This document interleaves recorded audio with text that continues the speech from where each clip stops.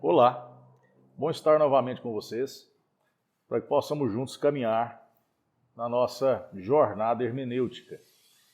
Eu gostaria, nesse momento, de trabalhar com você para que você possa rememorar tudo aquilo que nós já compartilhamos e, nesse momento especial, falarmos um pouco sobre alguns erros que podem surgir quando caminhamos na tentativa de produzir uma interpretação quiçá adequada e algumas vezes podemos cometê-los. Eu gostaria que você prestasse bastante atenção. Algumas situações, naturalmente, vão demonstrar como podemos nos enredar em alguns aspectos negativos, naturalmente, onde produzir aí uma interpretação não adequada, carregada de alguns vícios que precisam ser deixados de lado, que precisarão ser extirpados por mim, por você, como intérpretes, como aqueles que estudam, analisam blocos de texto, perícopes textuais e, particularmente, a nossa dedicação e o nosso labor, que são as Sagradas Escrituras.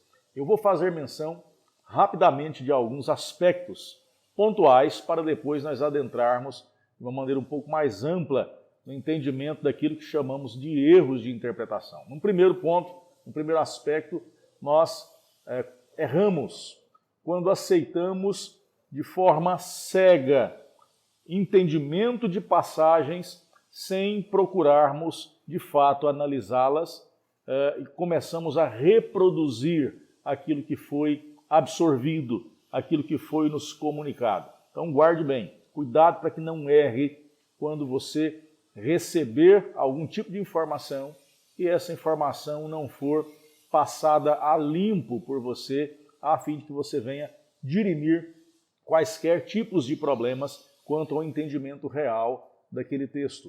Outra questão, principalmente na atualidade, quando falamos da hermenêutica moderna, nós temos sofrido com uma enxurrada de materiais que têm sido divulgados, que têm sido escritos, que têm sido compartilhados em várias mídias. E muitas vezes materiais como esses, se não passar por um crivo analítico adequado, você pode também lançar mão dos mesmos, provocando aí erros que vão custar até mesmo caro para você quando você estiver fazendo suas análises, a sua interpretação bíblico-textual. Outro problema do qual nós precisamos nos abster, radicalmente deixá-lo de lado. Tratar experiências pessoais e incluí-las, inseri-las no trato hermenêutico. Muito cuidado. Aquilo que não está contido nas Sagradas Escrituras precisam ser expurgados. As nossas experiências, se elas não foram apresentadas com histórias das quais nós possamos nos assemelhar dentro do contexto e a historicidade bíblica, é melhor, é de bom alvitre que você sempre deixe isso de lado para que não venha trazer conflitos e confusões para você quando estiver preparando sua análise textual. Outro aspecto que você precisa trabalhar, falta do conhecimento histórico-cultural. Nós já falamos num dos nossos primeiros encontros e vale sempre lembrar que você tem que se preocupar bastante em avaliar o momento vivencial do escritor, aquela influência temporal que ele sofreu para estar produzindo o que ele produziu. São aqueles dois termos na língua alemã, naturalmente você já os domina bem, que é o Sitzenleben e o Zeitgeist. Você já trabalha e já entende essa ideia do espírito da época, da influência do tempo. Isso é fundamental. Conheça o ambiente histórico-cultural para que você possa, então, lançar mão de uma análise segura. Por fim, falta do conhecimento daquilo que nós chamamos, dentro da sistemática, da revelação progressiva de Deus. A forma com que Deus ele se apresenta ao ser humano, ao ser do homem, nesse contexto, nesse caminhar da experiência humana relacionada ao ser divino. Para tanto, então, você e eu iremos caminhar nessa jornada para avaliar justamente onde nós podemos evitar o máximo dessas questões. Quando nós estamos olhando para o trato hermenêutico, a fim de tentarmos dirimir ao máximo a possibilidade de errarmos na interpretação, esses aspectos iniciais práticos, introdutórios que eu apresentei para você, precisam ser guardados, precisam ser atentados. Outros, e esses são de cunho técnico, você precisa atentar na grande dificuldade que nós vamos enfrentar para fazermos uma análise que seja responsável. Nós temos alguns nomes da interpretação hermenêutica da atualidade, que você precisa entender que, na visão desses hermeneutas contemporâneos, o texto, aquilo que é produzido por um autor, ao passo que ele é dado, que ele é entregue, que ele é apresentado para os seus interlocutores, esse texto passa a não mais ser deste indivíduo que o produziu. O texto passará a ser daquele indivíduo que agora o detém e passa a analisá-lo, passa a interpretá-lo. A ideia do relativismo hermenêutico é uma crescente nos nossos dias. Ou seja, não existe algo absoluto para muitos desses intérpretes, existe sim um relativismo, porque tudo se tornam verdades. A visão de um hermeneuta, a visão de um intérprete em determinado ramo, em determinado aspecto, vai demandar o seu entendimento. Pode-se haver o contraponto, pode-se haver a dialética, a discussão na formação de tese, antitese ou síntese, mas, todavia, esses indivíduos vão trabalhar esta premissa. Mesmo sendo um texto produzido por você e entregue nas mãos de um amigo seu, vocês dois diante um do outro, a interpretação que ele vai trazer daquele texto, mesmo que ele questione o que você estava querendo dizer quando escreveu, pode ser colocado em xeque na visão desses grandes expoentes da hermenêutica moderna. Ora, todavia, nós precisamos então partir de princípios como esse. Não que tais princípios sejam princípios, repito, absolutos, porque eles próprios tentam desconstruir a ideia absoluta, apresentando para nós uma ideia relativa. Ou seja, então o próprio trato desses indivíduos da atualidade podem também ser questionados e colocados na berlinda para que você e eu venhamos questioná-los. Entretanto, nós precisamos entender que quando trabalhamos a ideia da interpretação bíblica, nós devemos nos lembrar que a grande maioria dos textos, se não todos eles, tem um lapso temporal, tem uma cadeia temporal, tem um distanciamento temporal de mim e de você muito grande, do qual nós precisamos ter muita atenção. Quando vamos analisar o texto, quando vamos avaliar o texto, precisamos entender que pode existir entre nós e o texto analisado um grande abismo temporal do qual nós precisamos nos ater. Portanto, nós vamos observar a temporalidade, nós vamos observar a geografia, nós vamos observar a historicidade do ambiente, a cultura, o idioma que era falado.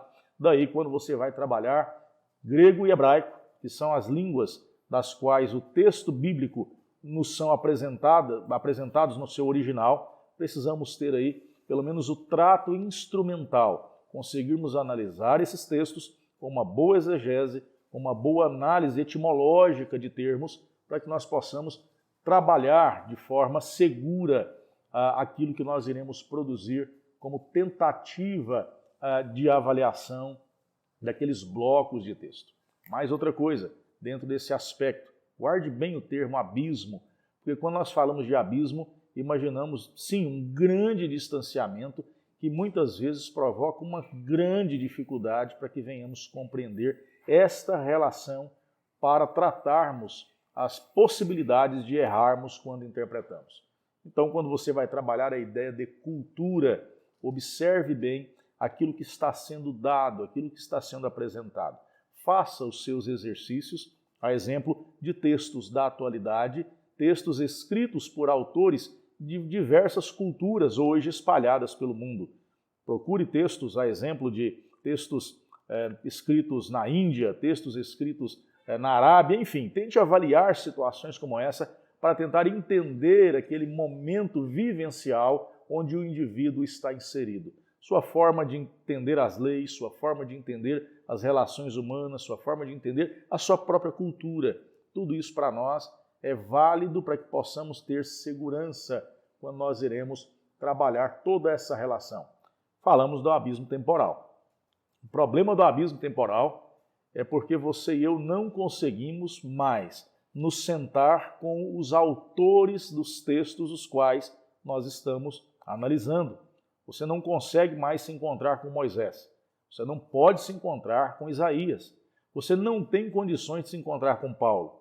Portanto, quando nós vamos fazer toda análise, a necessidade é que nós venhamos nos prender a um círculo bem seleto de situações às quais deveremos lançar mão a fim de que possamos tentar errar o mínimo possível naquilo que nós iremos produzir.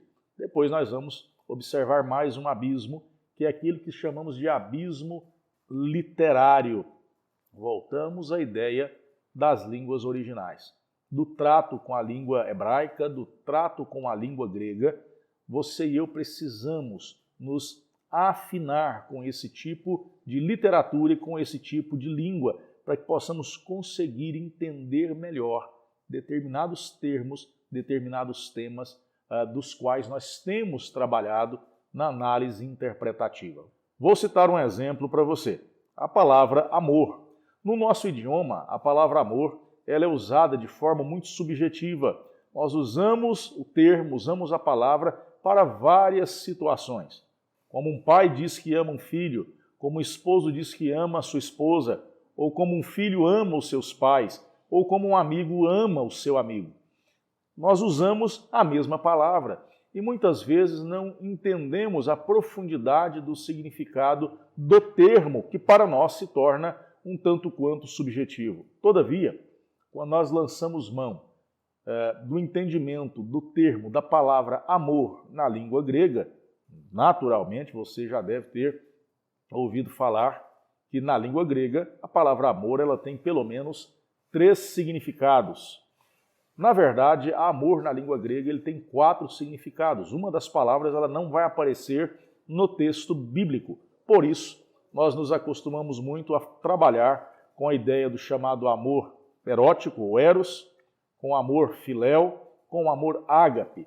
Mas o outro que não aparece é o estorguê, que ele é muito relacionado com a ideia do filéu.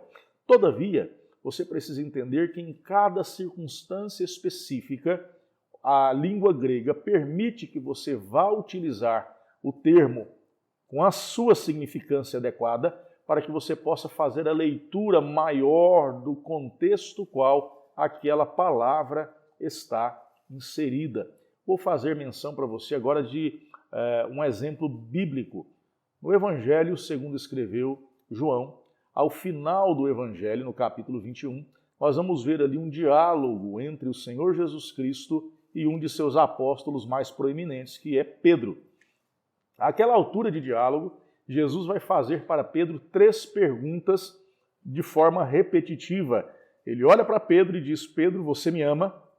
Pedro responde: sim, Senhor, eu te amo. Da segunda vez, mais intensamente, ele questiona: Pedro, tu me amas? Pedro responde: sim, Senhor, tu sabes que eu te amo. E ao fim, Jesus, por último, pergunta: Pedro, tu me amas? E Pedro responde: Senhor, o Senhor sabe de todas as coisas, o Senhor sabe que eu te amo.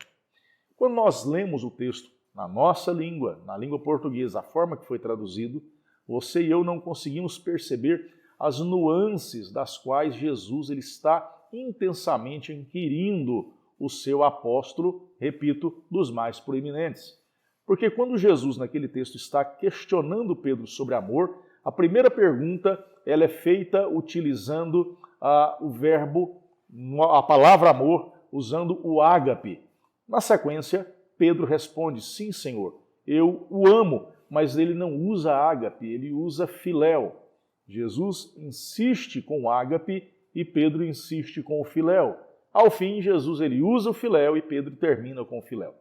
Porque isso tem uma importância profunda quando nós analisamos o trato hermenêutico para entendermos e para tentarmos diminuir ao máximo esse abismo literário.